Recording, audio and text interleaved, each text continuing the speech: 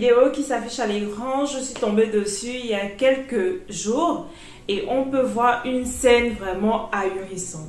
Des crabes qui sortent d'une valise en plein aéroport. Oui, vous avez bien entendu, des crabes qui sortent d'une valise. Cette scène choquante se passe dans un aéroport européen. Certainement, la personne revenait du pays et a ramené avec elle des crabes dans sa valise. Pourquoi passer par ce genre de méthode si on peut passer par la méthode conventionnelle, c'est-à-dire faire de l'envoi de nos marchandises et simplement la dédouaner de manière conventionnelle? Donc, dans cette vidéo, on parlera du dédouanement des marchandises en provenance d'Afrique. Bonjour et bienvenue sur cette chaîne appelée La Diasponaise. Si vous êtes nouveau ici, sachez que je suis le Mingitou, votre coach en stratégie business. Je vous entretiens sur les thématiques de business et d'entrepreneuriat en Afrique et précisément sur business qui concerne le commerce international. Donc ici, je vous parle import-export, je vous parle de négoce international, je vous parle de e-commerce, de dropshipping et de tout autre business qui est rentable et profitable en Afrique. J'imagine que la thématique du jour va vraiment intéresser pas mal d'entre vous parce qu'on va parler des frais de douane. Si l'on doit importer des marchandises en provenance d'Afrique, combien on va payer de frais de douane? C'est une question récurrente qui m'est souvent posée et donc je vais vous apporter des éléments de réponse aujourd'hui. Je vous invite donc à partager massivement cette vidéo pour encourager la chaîne à grandir et surtout parce qu'elle va vous apporter beaucoup de valeur qui pourrait servir aussi aux personnes qui vous sont proches. Comme vous le savez, ici ce sont des vidéos éducatives, donc j'ai souvent une approche pédagogique. C'est pour ça, avant de parler même de combien on va payer de frais de douane, il faut d'abord expliquer c'est quoi les frais de douane. Donc très rapidement, qu'est-ce que l'on entend par frais de douane? Les frais de douane, c'est une taxe qui est facturée par les États. C'est-à-dire que c'est un pourcentage qui est prélevé sur une certaine valeur. Ce que vous devez savoir, c'est que concernant le dédouanement de marchandises, il y a le principe de non-double imposition. Qu'est-ce que j'entends par là? Cela veut dire simplement que vous ne pouvez pas être taxé deux fois. À l'export, vous faites juste une déclaration, mais vous ne payez pas des frais de douane dans le pays d'export, c'est-à-dire dans le pays où sort la marchandise. Par contre, à l'import, vous êtes redevable de cette taxe. Est-ce qu'on paye toujours les frais de douane? Non. Pourquoi? Parce que certains pays ont des accords bilatéraux. C'est-à-dire pour faciliter leurs échanges commerciaux, ils vont mettre en place des accords visant à faciliter la libre circulation des marchandises. Dans le cas d'espèce, par exemple, entre la France et la Suisse, vous avez des accords bilatéraux qui facilitent en fait les échanges commerciaux. Donc, certains produits sont exemptés de frais de douane. Et c'est aussi le cas de plusieurs autres pays, par exemple. Pour ce qui est du miel, appelez-vous sur le live que l'on a fait précédemment concernant l'apiculture. Notre intervenant nous avait appris ce jour-là que, par exemple, il y a une liste de pays pour lesquels, lorsqu'ils exportent leur miel au niveau de la France, c'est exempté de droits de douane. Il y a aussi ce qu'on appelle les zones économiques de libre-échange. Ce sont des pays qui se regroupent et qui forment une union. Par exemple, au niveau de l'Europe, on a l'Union européenne. On a au niveau, par exemple, de l'Afrique de l'Ouest, la CEDEAO. On a au niveau de l'Afrique centrale, la CEMAC. Donc, je vais un peu tester votre culture générale. Et puis, dites-moi en commentaire ce que signifie le sigle CEDEAO et le sigle CEMAC. Donc, c'est pour vous dire que, en fait, les États qui constituent ces unions économiques ont négocié des tarifs préférentiels, ont négocié des accords qui leur permettent de pouvoir échanger des marchandises sans pour autant payer des frais de douane. Par exemple, en Europe, lorsque vous importez des marchandises, vous êtes exempté, c'est-à-dire que si vous importez depuis l'Italie, de l'Allemagne, vous êtes exempté de frais de douane. Par contre, si vous importez hors Union européenne, vous devez payer les frais de douane. Alors, techniquement, comment ça se passe? Et c'est là où ça devient intéressant. Je vous invite vraiment à rester concentré. Imaginons que l'on veuille importer en France 100 kg d'ananas. combien ça va nous coûter à l'arrivée. Ce que vous devez savoir, c'est que les frais de douane sont calculés en fonction 1. de la valeur de la marchandise et 2. du montant du fret. Tout dépendra du type de l'Incoterm. Le calcul ne sera pas le même selon l'Incoterm qui est inscrit sur la facture. Donc, quand vous avez ce projet-là d'importer 100 kg d'ananas, vous cherchez à connaître quel est le taux qui vous sera appliqué. Tout dépendra aussi de ce qu'on appelle le HS code, c'est-à-dire le code de nomenclature douanière. Qu'est-ce que c'est? C'est juste un registre qui classifie les produits selon certains codes. Donc, quand vous venez me voir, me demandant combien vous êtes susceptible de payer de frais de douane à l'arrivée en France, en Allemagne, en Italie, il faudrait préciser c'est quoi le code de nomenclature douanière également. Raison pour laquelle vous allez voir que c'est souvent difficile pour certaines personnes de trouver cette information, tout simplement parce que cette information n'est pas donnée au hasard. C'est quelque chose de tangible. Si vous voulez ramener du poulet en France, ce ne sera pas la même tarification que si vous voulez ramener des fruits et légumes, que vous voulez ramener des meubles, des coussins, des tableaux, etc. Qu'est-ce qu'il vous faut donc fournir au déclarant en douane pour qu'il vous estime la valeur de ce que vous allez payer en douane à l'arrivée?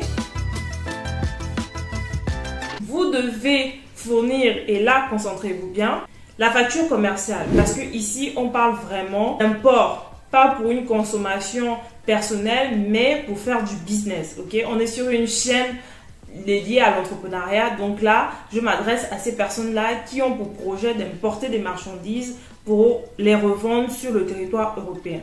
Donc vous devez fournir une facture, et sur cette facture-là, il doit y avoir les coordonnées de l'exportateur, vos coordonnées à vous, de votre société. Sur la facture, il faut qu'il soit précisé le HS code de votre marchandise.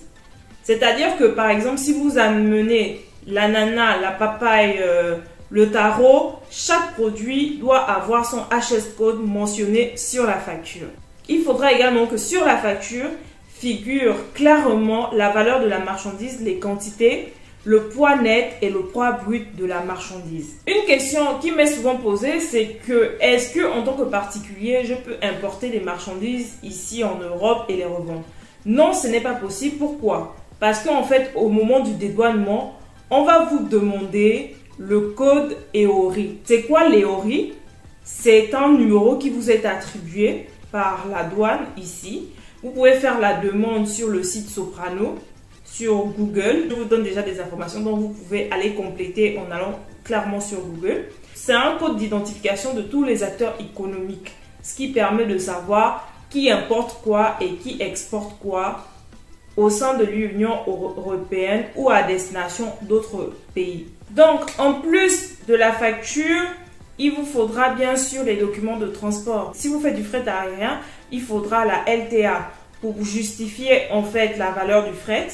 Et si vous faites du maritime, donc le bill of lading, parce que comme je vous ai dit, c'est valeur de la marchandise, c'est la facture qui fait foi, et on a aussi la valeur du fret. Selon que l'Incoterm soit un Incoterm au départ comme EXWork, FOB, FCA, ou que cela soit un Incoterm au rendu comme DDP, DAP, DAT, le calcul en fait ne sera pas le même, et c'est généralement fait déjà dans un logiciel douanier comme Connex par exemple, qui va retirer ou ajouter une partie de fret selon l'Incoterm utilisé et va déterminer en fait l'assiette sur laquelle sera facturé le taux d'imposition, alors puisque oui, c'est une taxe. Ça veut dire que par exemple, si votre marchandise coûte 5 000 € et que le fret a coûté 3 000 €, vous ne serez peut-être pas taxé sur 8 000 €, mais plutôt sur 6 000 €, sur 7 000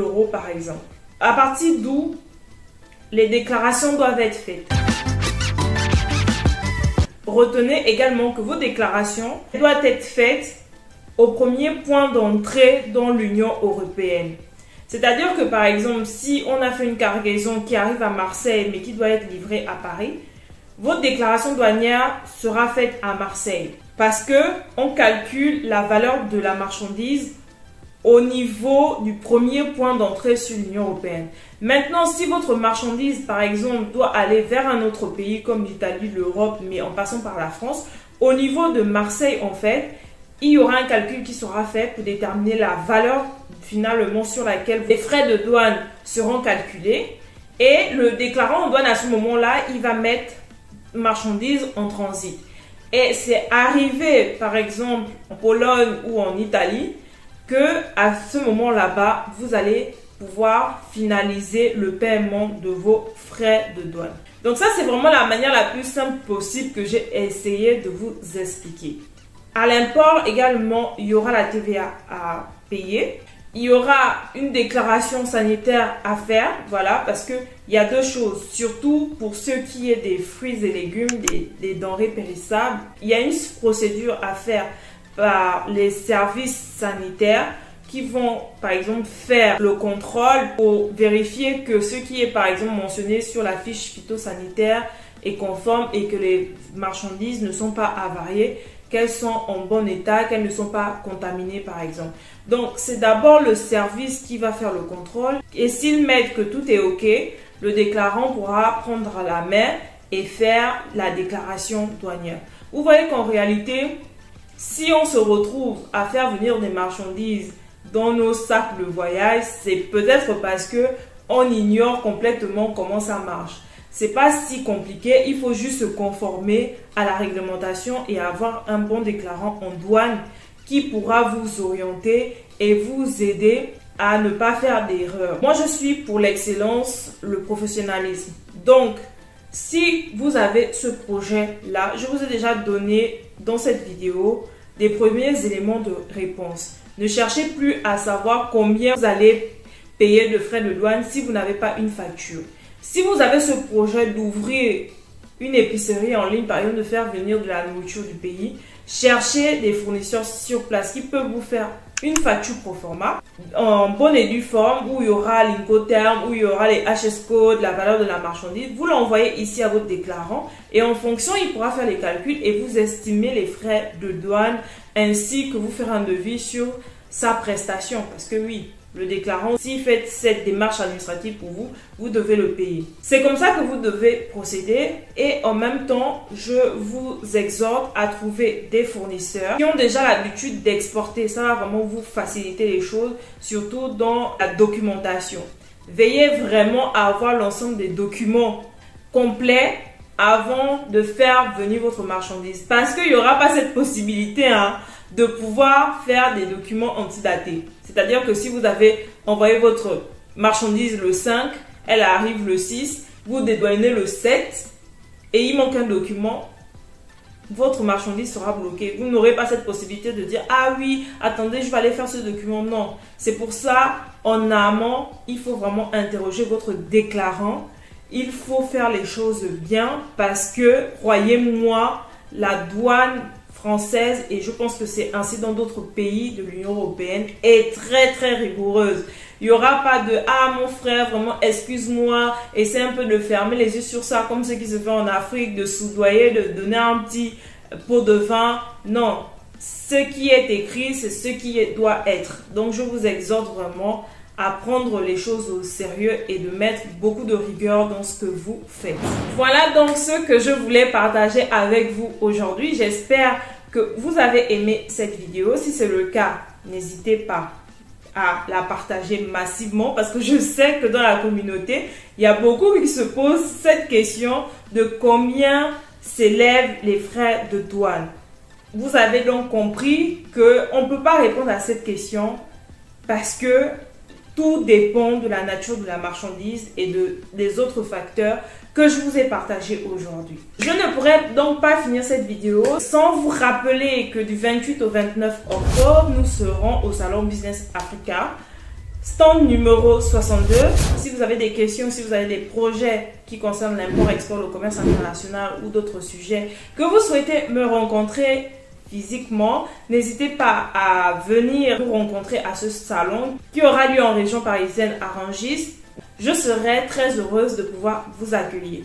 Et aussi, n'oubliez pas que nous avons une formation sur la négoce internationale qui devrait sortir cette fin de mois. Donc, si vraiment vous souhaitez vous lancer dans ce business-là et que vous sentez le besoin de vous former, je mets en description un lien et vous pouvez cliquer pour rejoindre le groupe des futurs apprenants.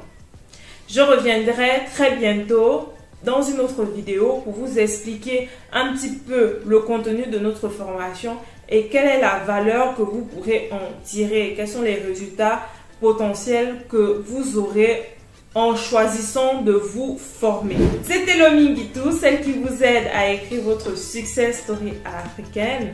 Merci de m'avoir suivi, n'oubliez pas de partager et je vous dis à très bientôt pour une prochaine vidéo.